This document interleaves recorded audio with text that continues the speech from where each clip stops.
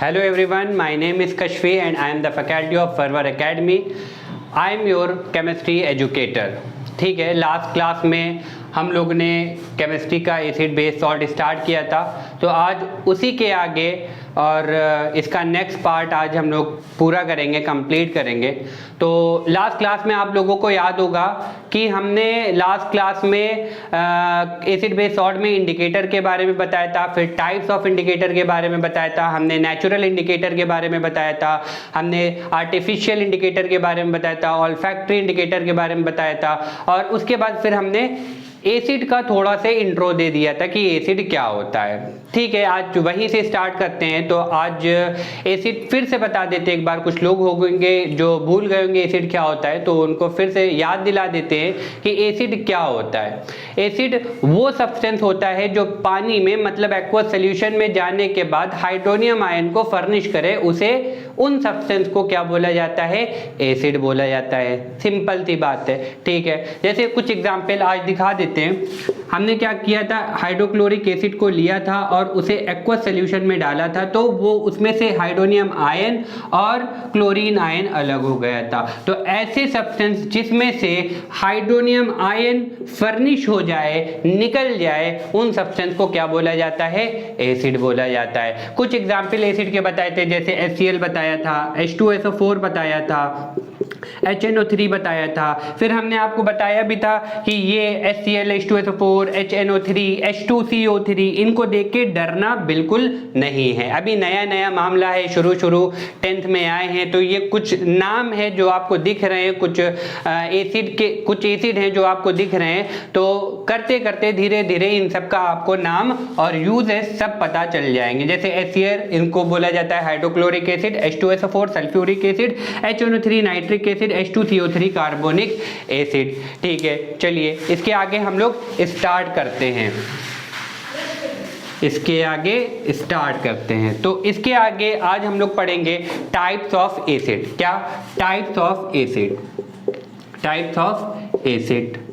ठीक है, तो दो टाइप के एसिड होते हैं, एक नेचुरल एसिड होता है और एक मिनरल एसिड होता है।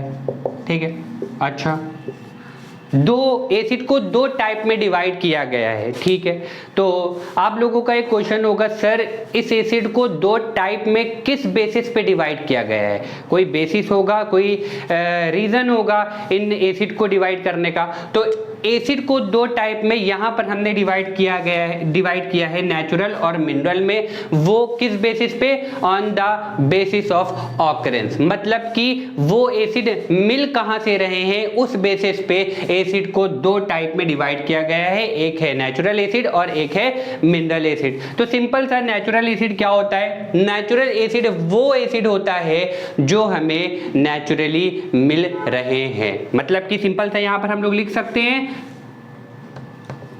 Naturally occurring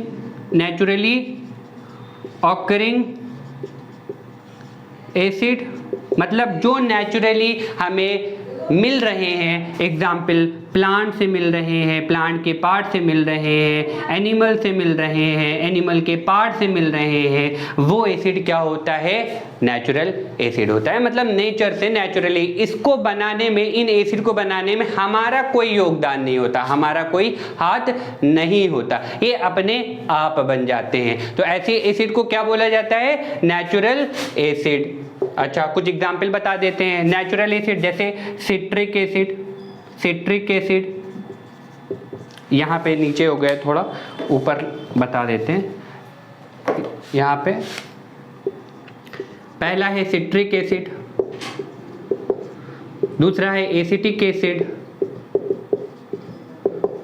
and the third one is lactic acid.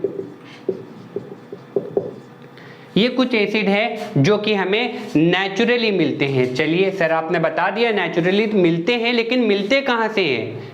किस चीज में से मिल रहे हैं नेचुरली? अच्छा, ये जो सिट्रिक एसिड होता है ये सिट्रस फ्रूट में से मिलता है। क्या? सिट्रस फ्रूट में से। सिट्रस फ्रूट क्या होता है? ऐसे फ्रूट जो खट्टे होते हैं। फॉर एग्जाम्पल लेमन खाया है, तो लेमन खाने पे उसका जो टेस्ट होता है वो कैसा होता है, खट्टा होता है। तो ऐसे एसिड को हम लोग क्या बोलते हैं, नेचुरली ऑकरिंग एसिड या नेचुरल एसिड। अच्छा, एसिटिक एसिड कहाँ पे मिलता है, विनेगर में मिलता है। विनेगर क्या होता है, सिरका खाया होगा, तो विनेगर में हम लोगों को एसिटिक एसिड नेचुरल वे में मिल रहा है, हम लोग नहीं बना रहे हैं। तीसरा है लैक्टिक एसिड। लैक्टिक एसिड मिलता है हम लोगों को कर्ड में, या हाँ कर्ड में मिलता है। तो सिंपल सा कर्ड क्या होता है, दही, नेचुरली उसमें से एसिड हम लोगों को लैक्टिक एसिड मिलता है। तो इस वजह से ये नेचुरली ऑकरिंग एसिड है, तो इस वजह से इन एसिड को बोला जाता है क्या, नेचुरल एसिड। सिंपल सी बात है, इसमें कोई दिमाग लगाने की बात नहीं है, बस कुछ एग्जाम्पल है, चाहे तो स्क्रीनशॉट इसका ले लीजिए और उसके आगे फिर हम बात करते हैं। अच्छा ठीक है, अब हम बात करेंगे मिनरल एसिड के। जैसे नेचुरल एसिड नेचर से मिल रहा है, प्लांट और एनिमल से मिल रहा है, प्लांट के पार्ट और एनिमल के पार्ट से मिल रहा है, वैसे वो एसिड जो मिनरल से ऑब्टेन फ्रॉम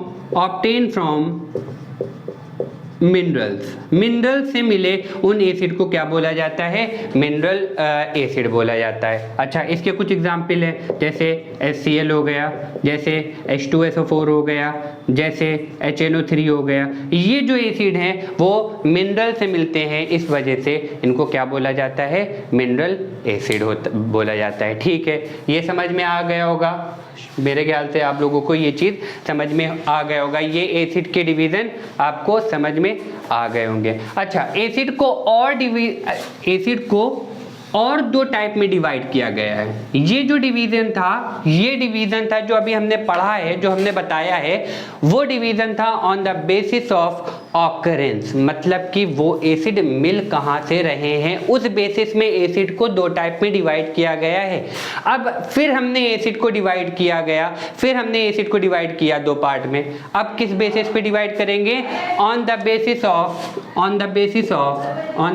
ऑफ स्ट्रेंथ। क्या, स्ट्रेंथ के बेसिस में एसिड को हम लोग डिवाइड करेंगे दो पार्ट में। पहला जो पार्ट है वो है स्ट्रॉन्ग एसिड, और दूसरा जो पार्ट है वो है वीक एसिड। अच्छा, वहाँ पर एक चीज़ हम बताना भूल गए हैं, तो जो नेचुरल एसिड था उसको ऑर्गेनिक एसिड भी बोलते हैं, और जो मिनरल एसिड था उसे इनऑर्गेनिक एसिड भी बोलते हैं। ऑर्गेनिक का मतलब होता है नेचर, मतलब नेचुरल, और इनऑर्गेनिक का मतलब होता है मैन मेड। तो वो जो मिनरल एसिड था उसे बनाने में हमारा योगदान है, और नेचुरल एसिड में बनाने में हमारा योगदान नहीं है। तो इस वजह से नेचुरल एसिड को ऑर्गेनिक भी बोला जाता है और मिनरल एसिड को इनऑर्गेनिक भी बोला जाता है। सिंपल सी बात है, इसको कहीं पर नोट कर ले, या हम यहाँ पर लिख दे रहे हैं, natural acid is also known as organic acid, और mineral acid is also known as inorganic acid.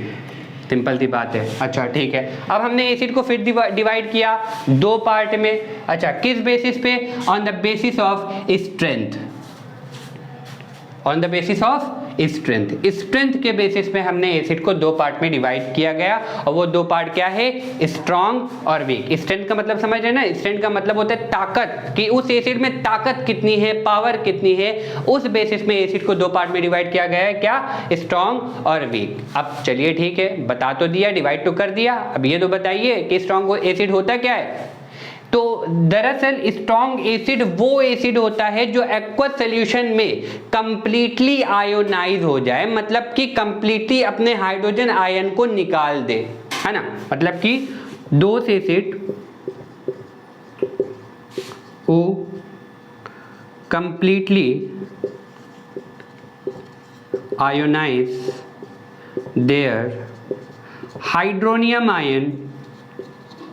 Hydronium ion, इसको हम लिख भी दे रहे हैं H+ ion, is called strong acid. मतलब पानी में जाने के बाद कंप्लीटली आयोनाइज हो जाए, कंप्लीटली अपने हाइड्रोनियम आयन को निकाल दे, उन एसिड को क्या बोला जाता है, स्ट्रॉन्ग एसिड बोला जाता है। For example HCl is a strong acid, ठीक है। और दूसरा H2SO4 and the third is HNO3, ये कुछ एसिड है, ये कुछ एसिड है जो पानी में जाने के बाद कंप्लीटली आयोनाइज हो जाते हैं। कंप्लीटली आयोनाइज का मतलब होता है कि सिंपल सा HCl को अगर हम लोग एक्वा सोल्यूशन में डालते हैं तो ये अपने अंदर से इनके मॉलिक्यूल में एक भी हाइड्रोजन आयन नहीं बचेगा, ये पूरा निकल जाएगा और क्लोरीन एकदम अलग अलग हो जाएगा और इस क्लोरीन में एक भी हाइड्रोजन आयन नहीं बचेगा। मैक्सिमम नंबर में पूरा जो हाइड्रोनियम आयन होगा वो निकल जाएगा। वैसे ही अगर हम H2SO4 की बात करें, इसे एक्वा सोल्यूशन में डालें तो इसमें से भी पूरा हाइड्रोनियम आयन निकल जाएगा और SO4 माइनस पूरा अकेला हो जाएगा। हम HNO3 की बात करें तो इसमें से भी एक्वा सोल्यूशन में डालेंगे तो इसमें से भी पूरा हाइड्रोनियम आयन निकल जाएगा और NO3 अलग हो जाएगा। तो जिस एसिड में से हाइड्रोनियम आयन कंप्लीटली आयोनाइज हो जाए उसको क्या बोलेंगे, उसको स्ट्रॉन्ग एसिड, मतलब वो पावरफुल एसिड है। वैसे एसिड अगर हमें हमारे स्किन में पड़ जाए तो हमारी स्किन जल सकती है, इतनी चीज ध्यान में रखना। तो ऐसे एसिड को अपने कभी पास करीब नहीं आने देना वरना जल जाओगे। अच्छा, नेक्स्ट आते हैं हम वीक एसिड में। तो वीक एसिड क्या होता है? चलिए सर आपने बता दिया, स्ट्रॉन्ग एसिड वो एसिड होता है जो पानी में जाने के बाद कंप्लीटली आयोनाइज हो जाए, उन एसिड को कहा जाता है स्ट्रॉन्ग एसिड। चलिए वीक एसिड क्या होता है? वीक एसिड क्या होता है? Those acid who partially ionize their hydronium ion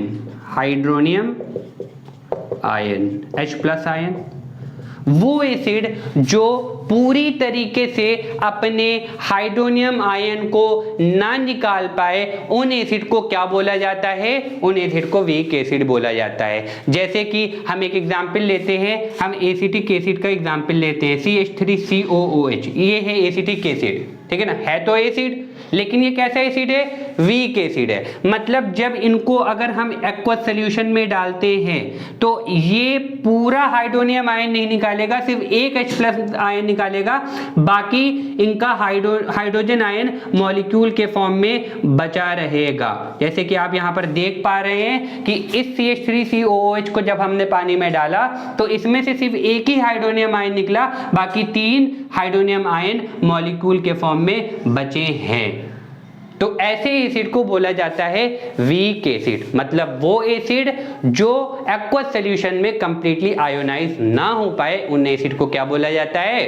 क्या बोला जाता है? हाँ, वीक एसिड बोला जाता है। ऐसे एक एग्जाम्पल हमने बताया एसिटिक एसिड, और बहुत सारे एग्जाम्पल है, सिट्रिक एसिड है। मतलब कि यहाँ से हमें एक चीज ये पता चलता है कि जितने भी ऑर्गेनिक एसिड होते हैं, मतलब जिनको हम टेस्ट कर सकते हैं, वो सारे एसिड कैसे होते हैं? वो सारे एसिड वीक एसिड होते हैं। हमने यहाँ पर बताया था ना कि इन एसिड को कभी अपने करीब ना लाना, क्यों? क्योंकि जला देंगे।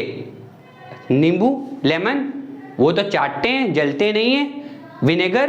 विनेगर भी खाया जाता है, लेकिन उससे हम लोग जलते नहीं है, वो हमें कहीं ना कहीं फायदा पहुंचा रहे हैं। वो जलते क्यों नहीं है उससे? क्योंकि वो कैसे एसिड होते हैं? वीक एसिड होते हैं। तो वीक एसिड होते क्या है? वो एसिड जो पार्शियली आयोनाइज हो एक्वा सॉल्यूशन में, उनको बोला जाता है वीक एसिड। सिंपल सा है, कुछ ज़्यादा इसमें बहुत बड़ी ये रॉकेट साइंस नहीं है, सिंपल सा है। कुछ एग्जाम्पल बता दिया, जैसे हमने यहाँ पर एसिटिक एसिड बताया है, और हमने एक और बता दे रहे हैं सिट्रिक एसिड, लेमन में होता है, ठीक है। तो ये जो नेचुरली ऑकरिंग एसिड होते हैं वो कैसे एसिड होते हैं? Weak acid. उनको हम लोग टच और टेस्ट कर सकते हैं, लेकिन ये जो स्ट्रॉन्ग एसिड होता है इनको हम लोग टच और टेस्ट नहीं कर सकते, टच एंड टेस्ट नहीं कर सकते। इनको हम लोग टच और टेस्ट कर सकते हैं। तो ये जो एसिड होते हैं ये वीक एसिड होते हैं, जिनको टच और टेस्ट किया जाता है, और जिनको टच और टेस्ट नहीं किया जाता, टच और टेस्ट, ठीक है, हाँ, टच और टेस्ट नहीं किया जाता, उन्हें स्ट्रॉन्ग एसिड बोलते हैं, ठीक है। अब हम लोग यहाँ पर प्रॉपर्टीज ऑफ एसिड पढ़ेंगे। क्या प्रॉपर्टीज ऑफ एसिड? कैसी प्रॉपर्टी? फिजिकल प्रॉपर्टी पढ़ेंगे यहाँ पर, फिर केमिकल में आएंगे, फिर वहाँ पर मज़ा आएगी रिएक्शन करने में। फिजिकल प्रॉपर्टी पढ़ेंगे, ठीक है। तो एसिड की पहली प्रॉपर्टी होती है क्या क्या कि एसिड सोर टेस्ट का होता है। टेस्ट कैसा होता है? सोर, है ना। वीक एसिड हमने टेस्ट किया है, खट्टे टेस्ट का होता है, लेमन वगैरह ऑरेंज वगैरह उसमें एसिड होता है तो खट्टे टेस्ट का होता है। हाँ, स्ट्रॉन्ग एसिड को कभी चखने की कोशिश ना करना, टेस्ट करने की कोशिश ना करना, जबान जल जाएगी, कुछ टेस्ट करने के लायक नहीं बचोगे, समझे। तो वीक एसिड हमने टेस्ट किया और वो टेस्ट क्या है उसका, वो उसका फिजिकल टेस्ट क्या है, कैसा है? सोर टेस्ट का है, ठीक है। अच्छा, नेक्स्ट, दे change blue litmus into red litmus, ठीक है ना। दूसरी प्रॉपर्टी क्या है कि लिटमस पेपर में डालने पे, ये चीज बताया था इंडिकेटर में कि लिटमस पे डालने पे क्या होगा कि ब्लू रेड में कन्वर्ट हो जाएगा। ब्लू कलर लिटमस का किस में कन्वर्ट हो जाएगा? रेड में कन्वर्ट हो जाएगा, ठीक है। अच्छा, नेक्स्ट प्रॉपर्टी क्या होगी कि they give hydronium ion in aqueous solution. क्या? ये एक्वस सॉल्यूशन में हाइड्रोनियम आयन देते हैं। ये नेक्स्ट प्रॉपर्टी है, एसिड की फिजिकल प्रॉपर्टी है। अच्छा, नेक्स्ट आते हैं क्या? They are the good conductor of electricity, good conductor of electricity.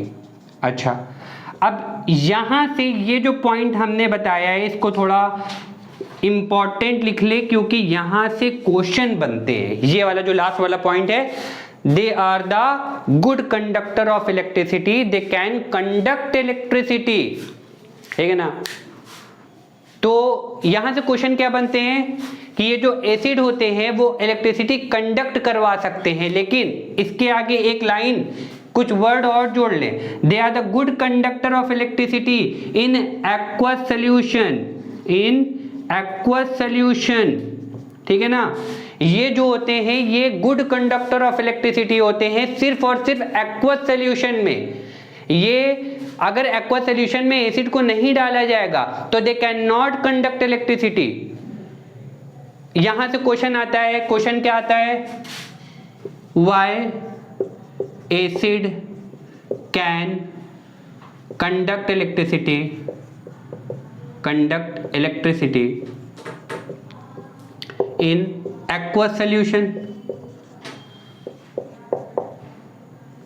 ठीक है ना। क्यों एसिड एक्वस सॉल्यूशन में ही क्या इलेक्ट्रिसिटी कंडक्ट करवा पाता है? क्यों? क्योंकि हमको पता है कि जब हम किसी एसिड को एक्वस सॉल्यूशन में डालते हैं तो वो आयोनाइज हो जाते हैं, और आयोनाइज होने के वजह से ये इलेक्ट्रिसिटी कंडक्ट करवा सकते हैं। अगर आयोनाइज नहीं होंगे तो वो इलेक्ट्रिसिटी कंडक्ट नहीं करवा पाएंगे, है ना। तो इलेक्ट्रिसिटी कंडक्ट करवाने के लिए आयोनाइज होना इंपॉर्टेंट है, मतलब आयंस का फॉर्मेशन होना बहुत इंपॉर्टेंट है। अगर आयंस का फॉर्मेशन नहीं होगा तो इलेक्ट्रिसिटी कंडक्ट नहीं हो पाएगी। तो उसका आंसर भी यही होगा कि एक्वस सॉल्यूशन में ये आयोनाइज हो जाते हैं, जिसके वजह से ये इलेक्ट्रिसिटी कंडक्ट करवा पाते हैं। अगर एक्वस सॉल्यूशन में नहीं रहेगा तो ये आयोनाइज नहीं होगा और इलेक्ट्रिसिटी कंडक्ट नहीं करवा पाएगा। बहुत इंपॉर्टेंट क्वेश्चन है और लगभग ये हर साल ये क्वेश्चन आता है। इससे मिलते जुलते क्वेश्चन आते हैं कि एसिड इलेक्ट्रिसिटी एक्वस सॉल्यूशन में ही कंडक्ट क्यों करवा पाता है, ठीक है ना। तो अगर हम लोग ड्राई एसिड लेंगे, सूखी एसिड लेंगे या गैसियस फॉर्म में लेंगे तो उस कंडीशन में वो इलेक्ट्रिसिटी कंडक्ट नहीं करवा पाएंगे। तो यहाँ पर तो हमने बताया ना कि acid is a good conductor है, लेकिन वो गैसियस स्टेट में गुड कंडक्टर नहीं होगा। गैसियस स्टेट में गुड कंडक्टर क्यों नहीं होगा? क्योंकि वो आयोनाइज नहीं होंगे। अगर ये गैसियस स्टेट में HCl होगा तो वो आयोनाइज नहीं होंगे, और आयोनाइज नहीं होंगे तो मतलब जाहिर सी बात है कि आयोनाइज नहीं है तो आयंस का फॉर्मेशन नहीं हुआ, और आयंस का फॉर्मेशन नहीं हुआ तो कोई ऐसी चीज नहीं है जो कि मूव करे और इलेक्ट्रिसिटी को कंडक्ट करवा पाए। तो इसी वजह से acid can conduct electricity in aqueous solution, मतलब जब पानी में जाएगा तभी वो इलेक्ट्रिसिटी कंडक्ट करवा पाएगा, ऐसे वो इलेक्ट्रिसिटी कंडक्ट नहीं करवा पाएगा। मतलब कि ड्राई और गैसियस स्टेट में they can not conduct electricity, है ना। तो ये चीज आपको पता ही होगी कि मतलब आप ये चीज जानते ही होंगे कि किसी भी ये चीज जानते हो कि इलेक्ट्रिसिटी को कंडक्ट करवाने के लिए क्या क्या इंपॉर्टेंट है, या तो आयंस इंपॉर्टेंट है, आयंस की वजह से इलेक्ट्रिसिटी कंडक्ट होती है, या इलेक्ट्रॉन के मूवमेंट की वजह से इलेक्ट्रिसिटी कंडक्ट होती है, या फिर मैग्नेट के वजह से, है ना, पॉजिटिव नेगेटिव पोल्स की वजह से इलेक्ट्रिसिटी कंडक्ट होती है। तीन चीज की वजह से इलेक्ट्रिसिटी कंडक्ट होती है, ठीक है। तो यहाँ पर जो इलेक्ट्रिसिटी कंडक्ट होगी वो किस चीज की वजह से कंडक्ट होगी, वो आयंस के वजह से होगी। इसी वजह से हमने यहाँ पर ये चीज इंपॉर्टेंट है, ये चीज क्वेश्चन आती है, इस चीज से क्वेश्चन आता है, इस पॉइंट से क्वेश्चन आता है, इस पॉइंट से क्वेश्चन आता है। They are the good conductor of electricity in aqueous solution, पानी में जाएंगे तभी ये गुड कंडक्टर हैं। अगर ये ड्राई और गैसियस स्टेट में होंगे तो they can not conduct electricity. क्यों? क्योंकि आयंस का फॉर्मेशन नहीं होगा, और आयंस का फॉर्मेशन नहीं होगा तो मूवमेंट कोई करेगा नहीं, और मूवमेंट कोई करेगा नहीं तो इलेक्ट्रिसिटी कंडक्ट नहीं होगी, ठीक है। तो आज के लिए हम इतना ही रखते हैं, और नेक्स्ट वीडियो में हम लोग रिएक्शन करेंगे, और तब तक के लिए बने रहिए, और मेरे चैनल को सब्सक्राइब, लाइक और जितना ज़्यादा शेयर कर सकते हो उतना ज़्यादा शेयर करिए, और ज़्यादा से ज़्यादा लाइक करिए, ठीक है। और कमेंट में नेक्स्ट टॉपिक के लिए, मतलब रिएक्शन के लिए कमेंट करिए, या आपको रिएक्शन भी पढ़ना है, या फिर जो टॉपिक क्लियर नहीं है उस टॉपिक को कमेंट सेक्शन में डाल दीजिए, और उस टॉपिक को इतनी इजी तरीके से हम लोग बताएंगे, हमारी फैकल्टीज बताएगी कि वो टॉपिक आप कहीं हम लोगों को छोड़कर फिर जाएंगे नहीं, ठीक है। तो तब तक के लिए थैंक यू, और सब्सक्राइब करते रहिए।